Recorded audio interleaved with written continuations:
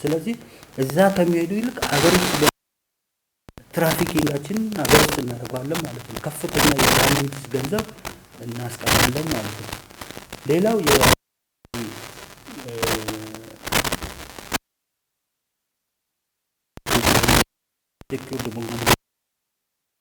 ኢንሳም ሚሊተሪም ፖሊስ የሚቆጣጠር ዋናው መስሪያ የዲጂታል ትራንስፎርሜሽን መጨረሻ ላይ ወሰኑ የሚያስረክቡበት ይሄም ስታተሱ አሁን ያለው ሌላ ነው። ኔትወርክ ታይም ፕሮቶኮል አስፈላጊነት ነው።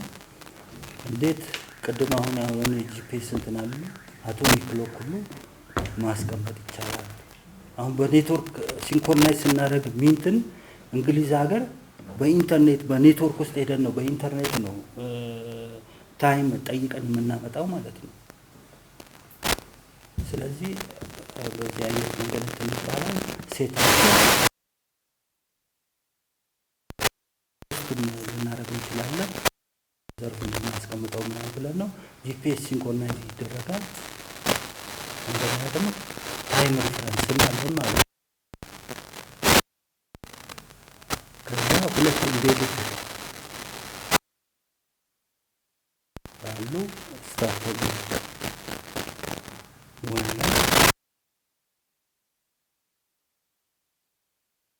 ፐብሊካሊ የሚወጣበት ዶሜን ስሞቹም ኦልሬዲ ሪዘርቭድ ሆነዋል።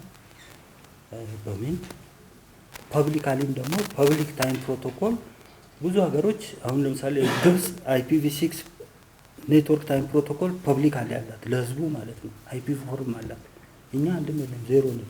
እሱንም ልናየው እንችላለን አፍሪን እንትን ጽፈን። ስለዚህ ፐብሊክ ታይም ፕሮቶኮልም ይኖረናል ማለት ነው። ስታተሱ አጥፍቼዋለሁ። ምንድነው ኢንተርኔት ፕሮቶኮል ቨርሽን 6ን ዲፕሎይ በማድረግ የምናገኘው አድቫንቴጅ እስካሁን የትኛው መስሪያ ቤት ከሚንት በስተቀር ውስጥ ቴስት ፓይለት ቴስት ከተደረገው በስተቀር የትኛው ቦታ የIPv6 ዲፕሎይመንት የለም። ይሄም ፖሊሲ እና የትሬኒንግ እንትን በሚንት በዲጂታል ትራንስፎርሜሽን ይሰጣል። ሌሎች ሀገሮች እንዳደረጉት ማለት እኛ የፈጠርነው ነገር አይደለም። ሌሎችም ሀገሮች ዲፕሎይ ለማድረግ የትሬኒንግ እንትን አፍሪኒክም እየሰጠ ነው። በተለያዩ ዩኒቨርሲቲም ለቴሌኮም እንደ ሀገር ደግሞ ዲጂታል ትራንስፎርሜሽን በዚህ እንትን ላይ ይሰራል ማለት ነው። IPv6 ስታተስ ማለት ቴስት ፓይለት ቴስት ለማድረግ ሀገር ውስጥ የIPv6 ዲኤንኤስ ሰርቨር ባለመኖሩ ጀርመን ውስጥ ነው የተደረገው። ጀርመን ውስጥ ሀገር ውስጥ ባለ IPv6 ዲኤንኤስ ሰርቨር ማለት ነው። ሪዛልቱ ይሄን ይመስላል። እኛ የዲኤንኤስ ሪዞሉሽን IPv6 ስለሌለን 19 ከ20 ሆኗል። ያው ቴስት የተደረገበት የጀርመን ቴስት ፖይንት 400 ኪሎ ሜትር ምናምን ስንት ነው 5400 ኪሎ ሜትር ማለት ዲስታንስ ባለው እንትን ይሄ ሪዛልት ተገኝቷል። ያው ናሽናል ኢንተርኔት ኤክስቼንጅ ኦፍ ኢትዮጵያ በ400G እንደሚገናኝ ሰርቪስ ፕሮቫይደሮች ከመንግስት ይሄ ኤክስቼንጅ ፖይንት ውስጥ ሌየርድ በሆነ መንገድ አሁን የሚሊተሪ ኔትወርክ ውስጥ ፐብሊክ እንትኑ መግባት ስለሌለበት እሱን ሌየር አድርገን የትምህርት ቤቶችና የዩኒቨርሲቲ ኔትወርክ ለብቻው ለይተን የባንክም እንደዚህ ሌየርድ በሆነ መንገድ ተከፋፍሎ ኤኒ ችግርም አታክም ቢመጣ የትኛው ኖድ ላይ የትኛው ሌየር ላይ ችግር ተፈጠረ ማለት ሁሉም እንዳለ መደምሰስ የለበትም። አሁን ባለው ስቴጅ ማለት ነው። ለውይይት ጊዜ እንድናገኝ 10 ደቂቃ ውስጥ ተሰለ ይሄው በቃ ጨርስ አለቀ። አሁን እንትኑ ሜጀር ቤኔፊቱን ሜጀር ብናደርግ አሁን ላንታንሲ ሬዲዩስ ይሆናል ከ100 እስከ 600 ሚሊ ሰከንድ ነው 1 to 10 ሚሊ ሰከንድ ማለት ፋስት ይሆናል ማለት ነው። ቪዲዮ ኦንላይን ኮንፈረንስ ቢኖረን ሪያል ታይም ማየት እንችላለን ማለት ነው። እና እነዚህ የገቨርንመንት አድቫንቴጆች ምናምን ብለናል አጥፋውና ሀገር ውስጥ እንግዲህ 5 ቦታ ነው የታሰበው። ምንድነው NTP ዲኤንኤስ ሩት እና አውቶሪቲቭ ሪዞልቨር 5ቱም ሎኬሽን ላይ አድርገን ሎድ ዲስትሪቢዩት ለማድረግ ነው። ይሄ እንግዲህ ከሰርቪስ ፕሮቫይደሮች ውጪ የሆነ ማለት ነው። ሰርቪስ ፕሮቫይደሩ አሁን ለምሳሌ ሶማሌ ውስጥ ቢሆን ሶማሌ ውስጥ ሰርቪስ ቢሰጥ አንድ ድርጅት መጥቶ ወለጋ ውስጥ ላይሰጥ ይችላል። ስለዚህ ወለጋ የሱ ኔትወርክ ወለጋ ውስጥ እንትን እንዲል ናሽናል ግሪድ ውስጥ መግባት አለበት። ወይም ደግሞ ቴሌኮም ነው አሴ ሞኖፖሊ ሁሉም ድርጅት ሰርቪስ ፕሮቫይደሮች የሚመጡት ቴሌኮም ላይ መግባት አለባቸው ማለት ነው። ፕራይቬት አይኤክስፒዎች እንዴት ጆይን ያደርጋሉ የናሽናል ኢንተርኔት ኤክስቼንጁን በተገኘው በፈጠሩት አሶሲዬሽን እና አንድ ቦታ ላይ ሴት አፕ ባደረጉት ኤክስቼንጅ ፖይንት ናሽናል ግሪድ ውስጥ ገብቶ የትኛውን ቦታ መድረስ ይችላሉ።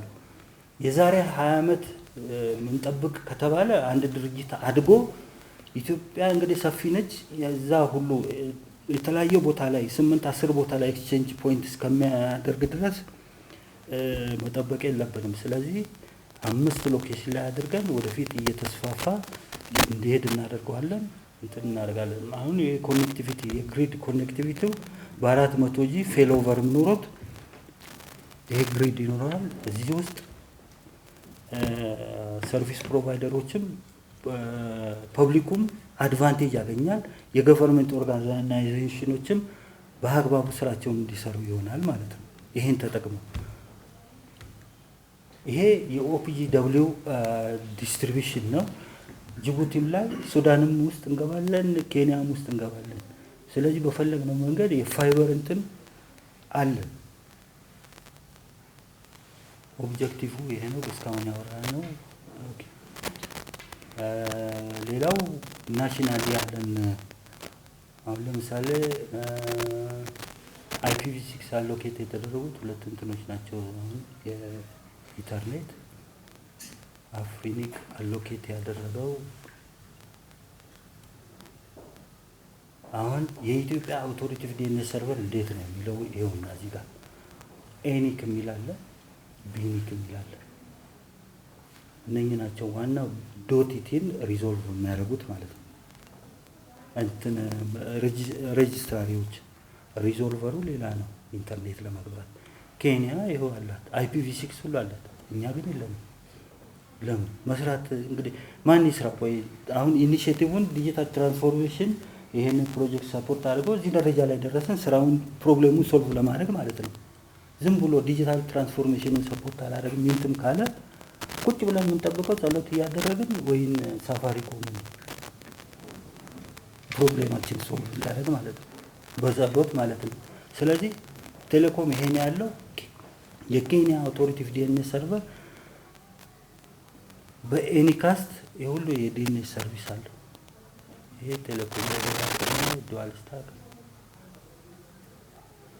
ኦቨርኦል እንትቀደም ያወራነው አውቶሪቲ ዲኤንኤስ ሰርቨር ካምፓኒዎችም አለ የተባለው። አሁን ሚንት እዚህ ጋር የራሱ የሆነ አውቶሪቲ ዲኤንኤስ ሰርቨር NS1 ሚንት ምናምን ብሎ አሁን ሬጂስተር ተደረገው ቴሌኮም ላይ ነው።